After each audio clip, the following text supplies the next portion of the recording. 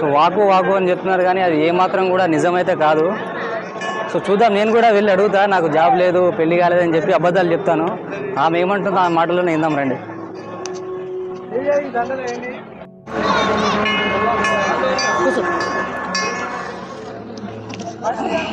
ఎట్లా నీకు ఎట్లా తెలుసమ్మా ఇది వాకు చెప్పడం? పెసరకట్టు పెసరు ఎక్కడ ఉంటావు నువ్వు? స్వామికాడే ఉంటారా? ఏ ఊరు మీద? కొయ్యోలా. ఎక్కడ ఉండేది? ఎక్కడ ఊరు? ఊరు ఎక్కడ? ఊరు ఏ ఊరు? భద్రాచలమా? నీకు ఎట్లా తెలుసు ఇక్కడ దేవుడు ఉన్నాను? దేవుడు ఉందని తెలుసు. అదే ఎట్లా? మేమే చెప్పి నువ్వు చెప్తే చెప్పేవాళ్ళం కొయ్యోలం తెలుసు మాకు జాతర. ఏమని? అదే చెబుతావు, ఆ మాట ఏ మాట చెబుతాం. నిజాలే చెప్తాను అని. నిజాలే చెప్తావా? ఏం పెట్టావు ఇప్పుడు? ఇది మైక్ కానీ నువ్వు అన్ని నిజాలే చెప్తావా? వచ్చే మాట వస్తుంది, పోయే మాట పోతుంది. ఎట్లా? మాకు పసరకట్టు చెప్తాం. సరే, ఇప్పుడు నాకు జాబ్ వచ్చింది, పోయింది. జాబ్ వస్తే ఏం పర్లేదు. 6 నెలల కింద తీసేసినారు.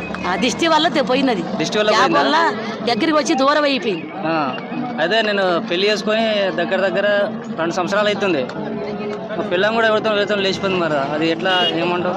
అవి చెప్పరు నాన్న, అవి చెప్తారా? స్వాయమేనా సోదిమేనా ఎలా ఉన్నది పోయింది.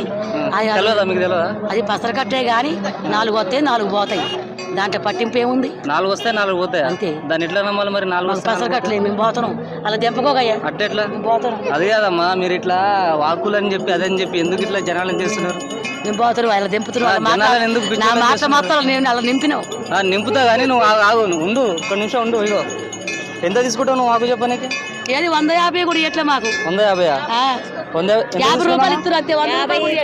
అనుకున్నదే రాలేదా? ఏం చెప్తుంది అసలు? నువ్వు చెప్పిన దానికి సింకే కాలేదు.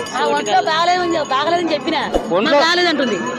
ఇప్పుడు అవునమ్మా, ఒంట్లో బాగలేకపోతే డాక్టర్ వెళ్తే డాక్టర్ సూదిస్తాడు. నువ్వేం చేస్తావు? నువ్వేం చేస్తావు? నువ్వు నయం చేస్తావా? కానీ మీకు జబ్బు నయం చేస్తావా? హాస్పిటల్ పోతే ప్రాబ్లం ఉంది, కడుపులో ప్రాబ్లం ఉంది, నయం చేస్తావా? ఎందుకు ఇట్లా ఇజ్జత్ తీస్తున్నారమ్మా గుడిది? సో చూసినారు కదా, ఇలాంటి వాళ్ళ గుడి యొక్క పేరు కూడా పోతుంది.